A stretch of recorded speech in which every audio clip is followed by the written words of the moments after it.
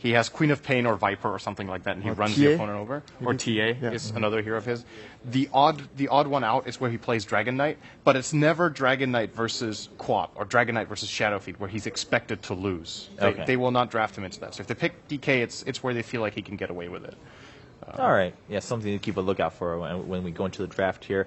On the side of Empire, I mean, do you think this is going to matter much for them during the draft, Ben? Or, again, are you more concerned about, hey, they didn't adapt that well in that first match. Do they have anything else where they can really step back onto the plate this match going up against eHome? I think that winning the lanes is going to be pretty difficult for them. Maybe concentrate on killing ROTK a lot and making sure that he doesn't have much of an impact on the map and zoning him out very early. I think that's going to be very important for them. Also, Yoki, I think, should move around a little bit more. In his Spirit Breaker, he had a double kill on the top very, very early. And then after that, he was just... He didn't really run around and help out the other lanes, which were suffering greatly as we saw the Ember Spirit. So I think they just need to, just band together a little bit more, TP, and help each other out, similar to how we commented on the Gyro play from Aggressive. He, TP's in very, very early. And even without mana. He's there to help his team. And as as an off lane, as a mid, I think those are the players that I would expect to help out the most. The supports have been trying to do what they've been doing, but they have to make sure that the early game goes smoothly, so they aren't in a deficit. I feel like when they're in a deficit, they try and farm their way back in. Whereas if they're ahead, that's really where they shine, where they exert map control, where the opponents fear them. I don't really think they instilled any sort of fear in Vici in any of those games. Okay, all right. That's I think fair points from all three of you guys. We are looking at Team Empire. Just looks like, they are definitely reviewing just where things might have gone wrong or where they do want to adapt a little bit going up against eHome. We saw the eHome players just settling in as they are about to play their very first game of TI5. Now, before we wrap up, before we get into the last match, I do want to ask, we discussed it a little bit yesterday, even in the beginning of the show, but now that we've seen a lot of these teams play to some extent, where do we feel about the Group A, Group B differential? Group A, definitely a little bit harder or stronger, or Group B, just not enough games yet? Because so far, Empire, for instance, if Empire loses 0-2 here, right, it clearly seems like Group A might be a little bit harder because it's not as a big differential. No one lost 0-2 in their first two matches. If you just want to look at the average skill level of each group, I think Newbie has impressed, so that definitely pulls Group B up for a lot of people's expectations. True, yeah. They're most were just counting Newbie out, going in, they are not going to be a threat. And I personally was I have no idea, so I'm not going to judge. They could have prepared and practiced, and they have really talented players, but DAC was just a mega flop for them, and they haven't really been showing two great performances afterwards either. But they look pretty good against both EG and VP. Yeah. So I could definitely see Newbie being impressive again this year. Probably not top 4, but they could be looking pretty good. And then I would say Vici Gaming looked good, all in all. That's true, yeah.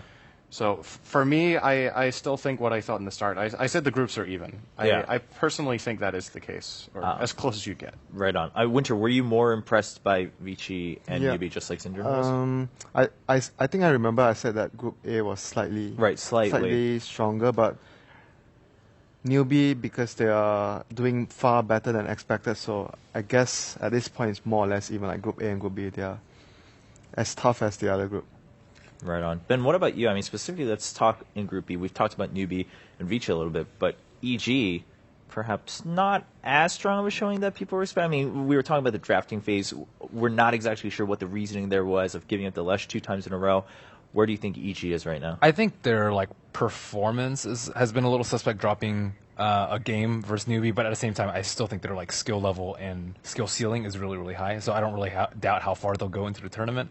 As far as the others, I think CDEC is really strong. I think, it's it's just a wild card, but they're really good. And on top of that, Empire has been just slightly disappointing, I would say, for me. Okay. Also in Group B, of course, MVP Hot 6 there. MVP, overall, it looks like at least one of the teams they want to get into the top 8 eventually. Do you see that happening, given, again, the, pleasantly surprising results from the other teams in Group B? I think MVP Hot 6 is going to place at least 2 placements higher than MVP Phoenix.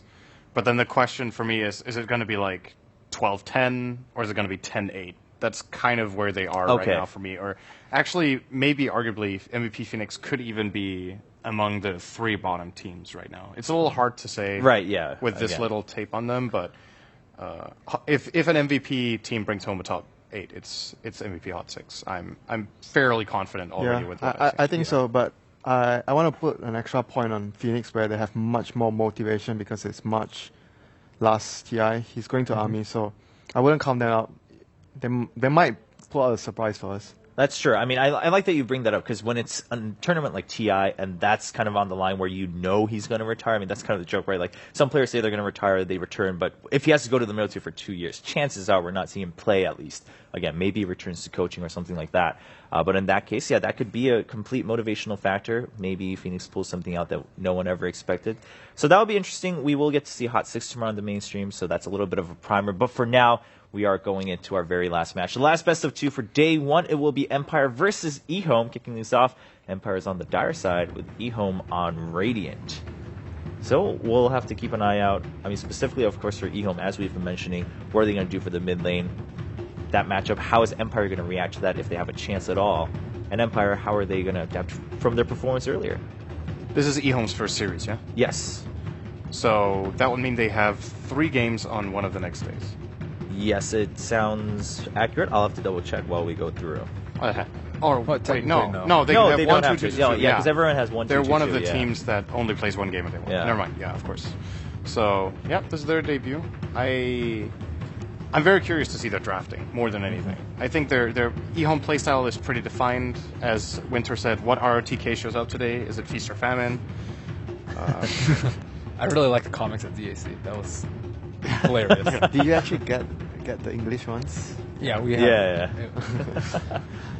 Yeah, it's pretty fun. It's a good way to describe ROTK. Like, he's clearly an extraordinary player. He placed second at last year, commanding Vici, to almost take down Newbie in the finals. So I don't think anyone doubts his skill. It's just, he's a funny player to watch. He might just have too much to do at once, right? If he's maybe. drafting, he's captaining, and he's playing off lane. Like most other captains you see play support. Right. Some captains actually do play core roles, but it's pretty rare. And S4? Depending, for example, S4. But depending on what team you're playing with, maybe if you look at a team like Secret, I think it's easier for any player because Team Secret are also incredibly experienced and that they don't really need very clear guidance and very clear leadership constantly because most of them just really know what to do. But in a team like eHome, there's less experienced players. I could imagine that RTK kind of needs to, I won't say hold the players' hands on the way, but definitely needs to guide them more than in Secret. So maybe he has difficulty finding the focus to perform in his own game at the same time. That can be an issue. Okay, that sounds like it could be the case here for eHome. Now, Gyro was open, Tusk was open too, but Gyro going to be the selection here for Empire. Shadowfin is open for CTY. That's a CTY hero. Yeah. Definitely. And Quap is out of the pool, so one of his natural enemies. Oh, okay. But passing on it, I was going to actually bring that up too, because Quap was banned on the side of Dire, because it looked like maybe they did favor that Gyro a little bit more, but SF could have been an easy pick, but Dazzle coming through again. Dazzle's been showing up left and right. What's new? So that's going to be a little bit of a thorn for Team Empire. When I think of Silent, I actually think of Gyrocopter, and that is his signature hero, definitely. Across multiple patches, across multiple years, he is phenomenal with Gyro. And yeah, he does play Ember, and he has played Quap before. I actually think they need to reprioritize the Quap a little bit, but Gyro they're really good at stacking, play around him, making sure he doesn't die, making sure he gets his damage off. Do you feel like his Gyro is more signature than Klink's? Because that was the other hero I was thinking about. It goes way back. But maybe it's too long ago. Yeah, that's a good valid point. Yeah. It's a hero actually we saw EG pick in both their games. Yeah. So they definitely feel like it's a core hero to bring up, and I wouldn't be surprised to see Empire getting it later. I think it's a very powerful hero after the buff to Desolator in particular. He just comes online really early and has ridiculous physical damage output. Solar Crest is another great item from the hero, so he is a hero I think we will be seeing more of this tournament than we have in the previous months. How do we ignore Tusk? Yeah. For some reason, I assume he would ban. Okay. Yeah, I mean, Tusk got through. We just expect the hero to be either first pick or first back. Yeah. So now being banned out by Empire, they're like, all right, you don't take it. We'll just ban it out after taking Earthshaker. Again, Gyro, I think, has received much higher priority than he has been in the past month. Yeah. I don't think that Tusk... I didn't expect Tusk to be, kind of ignored over Gyro. And as first pick too, like I think banning Queen of Pain is strange, I would say. Yeah, because you can always snag it up, and like we mentioned before, Quap is a very flexible hero. You can lane her anywhere, and it doesn't really affect the whole draft in general too much. So I think it's because of their last series. Like they got destroyed by the Quap in the second game, and then the first game they were very reliant on it, and it didn't deliver. It might have been because it was a safe lane Quap instead of having a resolution Quap, but I think that's definitely a weak point if I'm looking to analyze Empire's drafts. It's like you shouldn't be banning it. You shouldn't be having to ban it. Right. Unless you have like, okay, well, we're going to pick Shadow Fiend. Maybe if you're like Radiant in first pick or something like that, but Dire first pick, I think you cannot go wrong with it. Okay. Now, the Visage ban, not a ban we've seen too commonly, at least not here at TI. Winter, what do you make of that for Team Empire?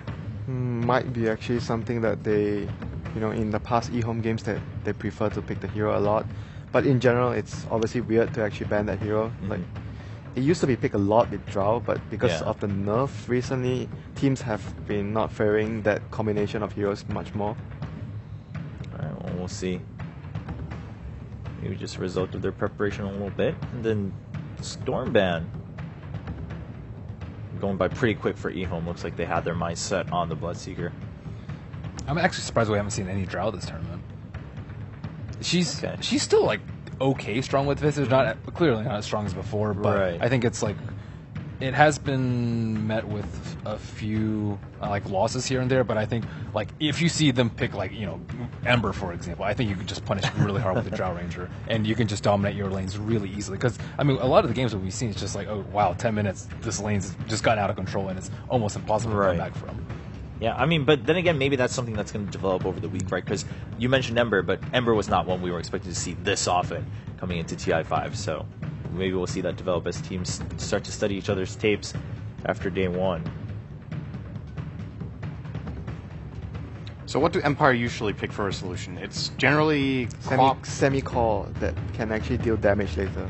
Quap, Lesh, TA, Storm, SF Invoker. SF Invoker. Okay, so they have plenty of options for him, so they don't need to pick it yet. They're going to grab Bane, which we've seen banned a few games and picked like once on this stream. He was actually surprisingly good in the games that he was picked in. Yeah, and even not on our stream, we've definitely seen Bane show up, and we've definitely had a couple of bans for Bane, but that's what Empire's going to snag up. And right after that, Rubik just saying Earthshaker, Bane, even Gyrocopter, just going to make sure that I have all those. It's a tasty Rubik game.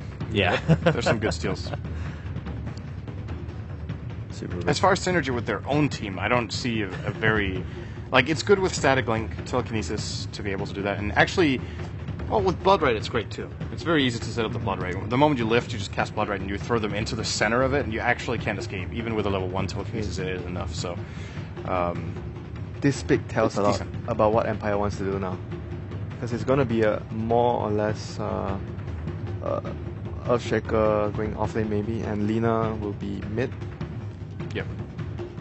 Like Lina as a core is very good against Bloodseeker when he's Blood Rage and you just drop a Laguna on him. You might be able to just nuke him down from full from that. Yeah. It's scary with the Dazzle though. As a Dazzle player is like really spot on with his grave, though he can just heal up and completely mitigate the damage from the Lina. So you have to be very, very careful now that you have to drop him right away. Yeah, to be fair, to give credit to all the Dazzle players so far in TI5, we've seen some really clutch plays coming out from Dazzle. So. I mean, he can just die from full though. Very true. Yeah, we've seen that a couple of times, I think, with the Aghanims on Lina. And if you don't have any stat items on Dazzle, you're usually going to die in one blow. I actually think we saw, it was in